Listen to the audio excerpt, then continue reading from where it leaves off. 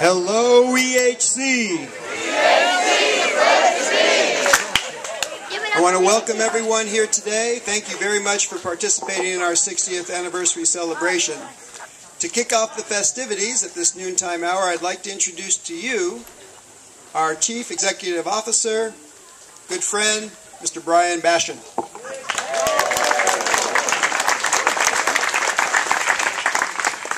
Thank you so much. You know, I'm told that the gathering of friends and supporters of EHC here today is the largest gathering ever at EHC in at least 80 years. So welcome.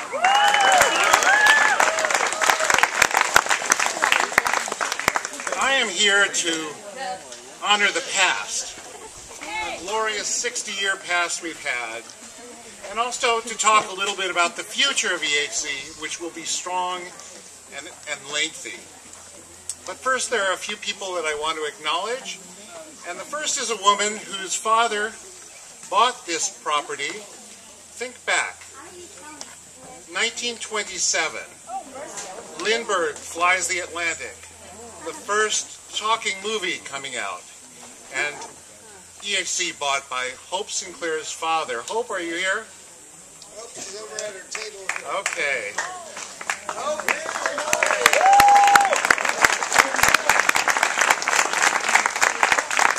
There are a few other people I'd like to acknowledge from Seattle. Kirk Adams is here. Kirk is the director of the Seattle LightHouse, which I'm told now employs 250 blind people in everything from aircraft mechanics to line production.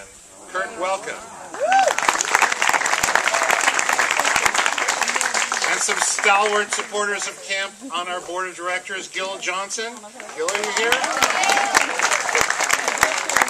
Also on our board, Margie Donovan.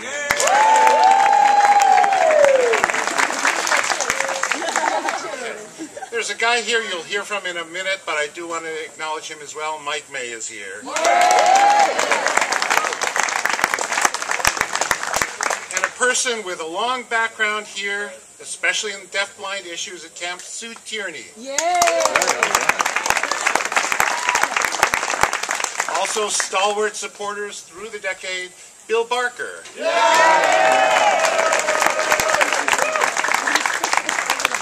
Some of you have played and enjoyed the creativity of Teresa Duncan, who is also here.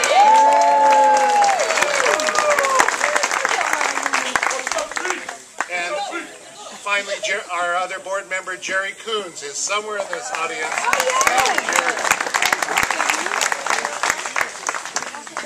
And our new board member, Chris Downey, is also here.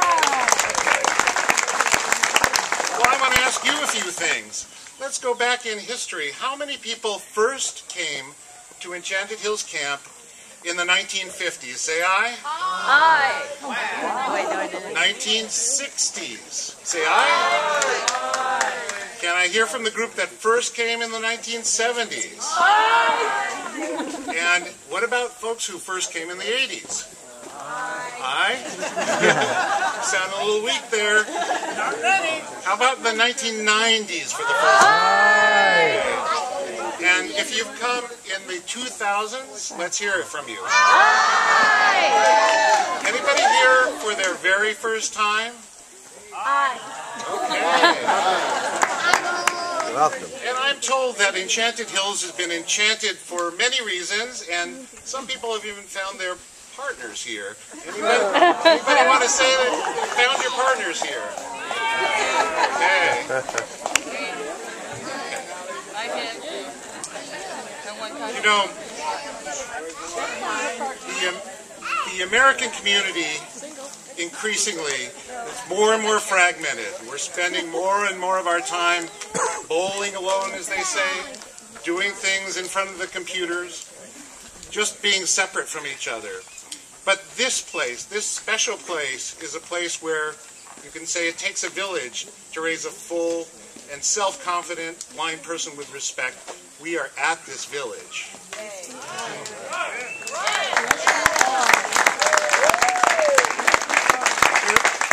There are a few new things going on here I just want to acknowledge. One of the newest and most exciting is that this presentation and presentation all day long is being streamed on ACB radio worldwide. Thank you, Dan Kaiser.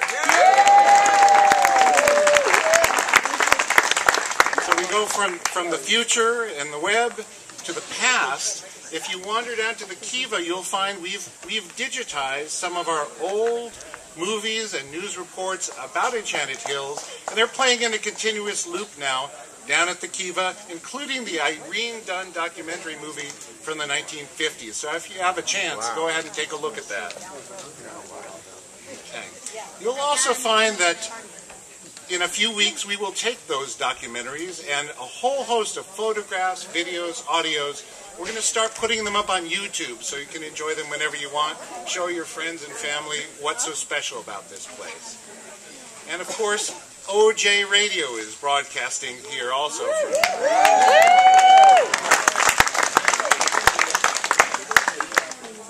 If you go to the LightHouse website, you're going to find a chronology. That's Hope Sinclair's chronology, which he will continue to update, of this place from 1927 and on.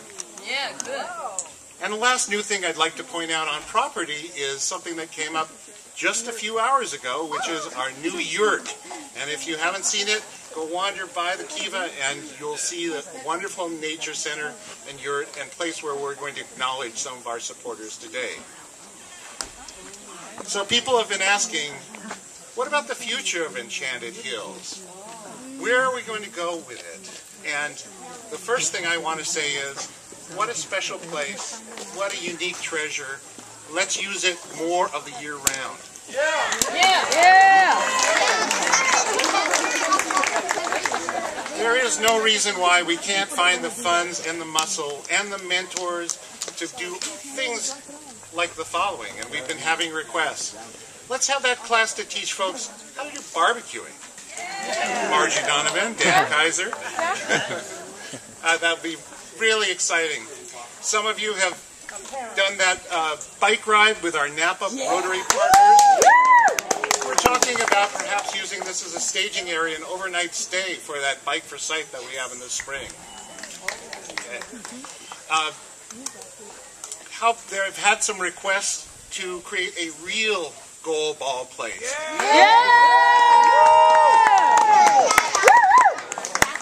Okay, that would be lovely.